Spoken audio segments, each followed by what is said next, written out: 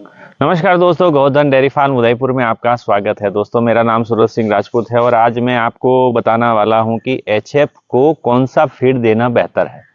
या अपने घर का फीड बना के दे कस्टमाइज, वो बढ़िया है, या किसी कंपनी का फीड दे, वो बढ़िया है। दोस्तों, मैंने 5-6 साल से मैं काम कर रहा हूं। दोस्तों, मैंने काफ़ी सारा कुछ चेंज किया और बहुत सारे कंपनी वाले आते हैं, वो भी बताते हैं कि मेरा फीड खिलाइए, इससे दूध बढ़ जाएगा, ये खिलाइए, वो दूध बढ़ जाएगा, इससे आपके पशु हेल्थी हो जाएंगे, वो हो जाएंगे, कितना फीड देना चाहिए, सारी चर्चा हुई।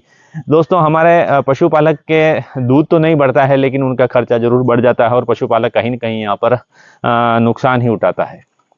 तो दोस्तों, यहाँ पर मैंने एक निष्कर्ष निकाला कि आपके डाइट प्लान के हिसाब से ही आपको फीड देना है और फीड आपको एक बढ़िया कंपनी का ही सिलेक्शन करना है, चाहे वो कोई भी कंपनी हो। जिसमें आपकी गाय अगर 30 लीटर तक दूध देने वाली है तो उसमें वेरिएंट 8000 आता है, जो मिल्कजन 8000 कारगिल वाला बनाता है, ग्वाला वाला भी 8000 बनाता है, आशीष का 30 नंबर आता है, गोदरेज वाला बोविनो आता है। बहुत सारी कंपनी है जो 8000 कैटेगरी का फीड बना रही है, वो फीड आपको देना है। और उसके ऊपर अगर आपकी कोई गाय दूध दे रही है तो आपको 10,000 वाला देना है।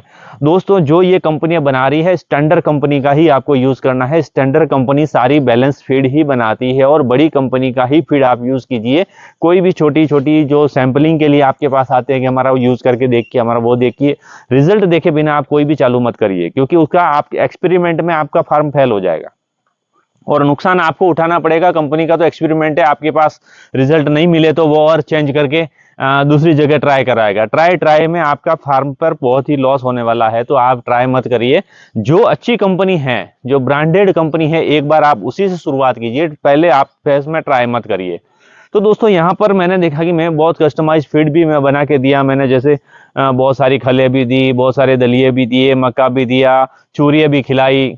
उससे जो रिजल्ट मिल रहा था वो मुझे संतोषजनक नहीं था, क्योंकि वहां पर कहीं कहीं हम बैलेंस नहीं कर पा रहे थे।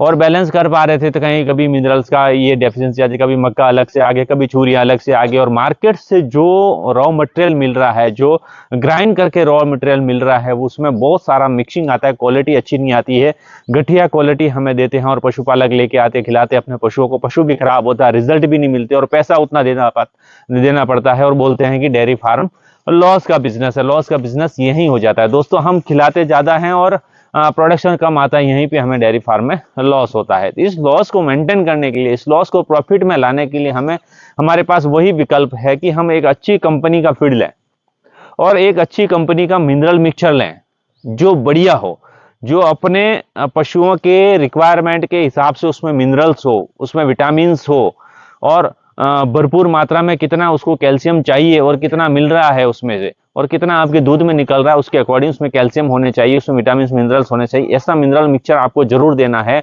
और ऐसा नहीं है कोई अच्छी कंपनी आती है, बड़ी कंपनी आती है, आपको बोलिए कि हमारा कंपनी का मिनरल मिक्सचर सिर्फ 50 ग्राम देना, 50 ग्राम में आपका काम हो जाएगा। हम उस 50 ग्राम के चक्कर में आगे नहीं बढ़ पाते दोस्तों।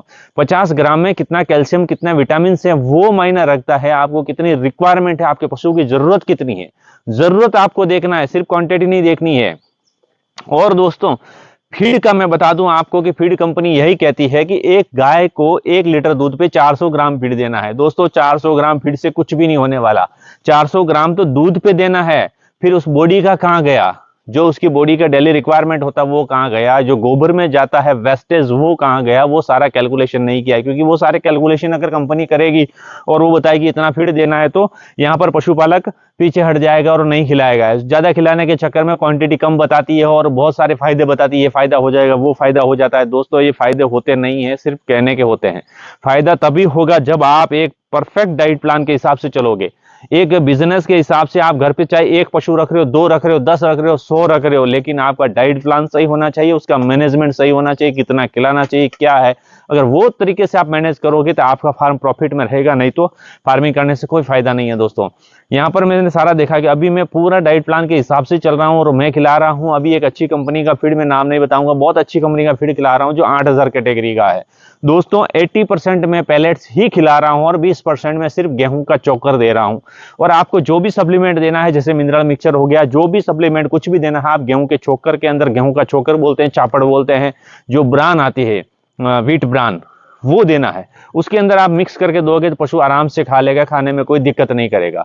और दोस्तों कोई भी चेंजेस आप कर रहे हैं, एकदम से आप दूसरी कंपनी का फीड लाके डालोगे तो पशु खाने में थोड़ा दिक्कत करेगा। तो धीरे धीरे आप मिक्स करके आप उसको 100% इसी ड्राई फीड पे ले आइए और सूखा देना है, बिल्कुल सूखा फीड देना है। और सूखे में 80% पेलेट्स देनी है और 20% आपको गेहूं का चोकर ब्रांड देना है, उसके अंदर कोई भी सप्लीमेंट मिक्स करके देना है। दोस्तों इस तरह से दोनों टाइम सुबह शाम पशु को आपको देना है। हरा चारा अगर आपके पास पर्याप्त है तो वो हिसाब से आपको हरा चारा देना है। और गेहूं का भूसा हो सके जहां तक 3 किलो के अंदर अंदर ही खिलाए, 3 किलो से पूरे दिन में 3 किलो से ऊपर ना जाए। गेहूं के भूसे को वहीं तक रखें, फीड से और हरे चारे से आप कम ज्यादा करके बैलेंस कर सकते हैं। गेहूं का भूसा आप ज्यादा खिलाओगे तो भी नुकसान करेगा, कम खिलाओगे तो आपको कहीं ना कहीं फाइबर की मात्रा कम मिलेगी, तो आपको फीड ज्यादा देना पड़ेगा।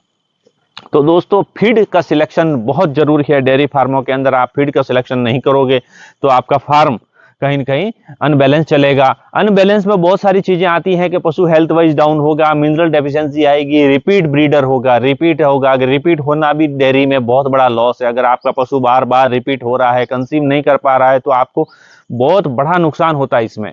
पशु 60 दिन कंप्लीट उसको ब्याह के बच्चा दे के 60 दिन हो जाते हैं, उसकी जो हीट आती है उसमें अगर आप कंसीव कर उसको एआई कराओगे तो वहां पर रुकने के चांसेस होते हैं। सेकंड टाइम में, थर्ड टाइम में अगर 3 बार रिपीट होता है तो उसको ठहरना ही ठहरना। चौथी बार से अगर रिपीट हो रहा है तो फिर आपका नुकसान स्टार्ट हो जाता है वहां से।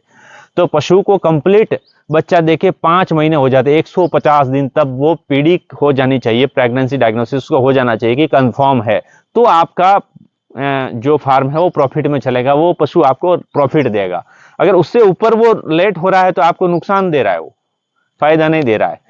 तो हर साल बच्चा लेने के लिए आपको ध्यान रखना है कि 60 दिन में पशु हीट में नहीं आ रहा है। हीट में पशु वही आएगा जिसका डाइट प्लान सही होगा, जिसका खान पान सही होगा, वही पशु समय पे हीट में आएगा, नहीं तो हीट में नहीं आएगा। पशुओं में मिनरल डेफिशिएंसी आ जाएगी तो वो हीट में नहीं आएगा, लंबा लंबा आगे आगे बढ़ता जाएगा। अगर हीट में आ गया, सही हीट नहीं आएगी, परफेक्ट हीट नहीं आएगी, परफेक्ट हीट नहीं आएगी तो फिर आप डॉक्टर साहब को बुलाएंगे, इसकी हीट नहीं आई, इसकी सफाई करनी पड़ेगी, इसको हार्मोन के इंजेक्शन लगाने पड़ेंगे, ठहरने के इंजेक्शन लगाने पड़ेंगे, फिर भी नहीं रुकी, रिपीट होगी। तो दोस्तों जो आप मिनरल्स पहले खिलाते हैं उससे कहीं गुना ज्यादा खर्चा सिर्फ डॉक्टर की फीस और हार्मोन्स के इंजेक्शन और सफाई करने में चले जाएंगे। तो दोस्तों पहले से ही आप ध्यान रखें, डाइट प्लान अच्छे से रखें, मिनरल्स पहले से, विटामिन पहले से देते रहें, बैलेंस विटामिन, ज्यादा भी नहीं देना, कम भी नहीं, ज्यादा दोगे तो भी नुकसान है, कम दोगे तो भी नुकसान है।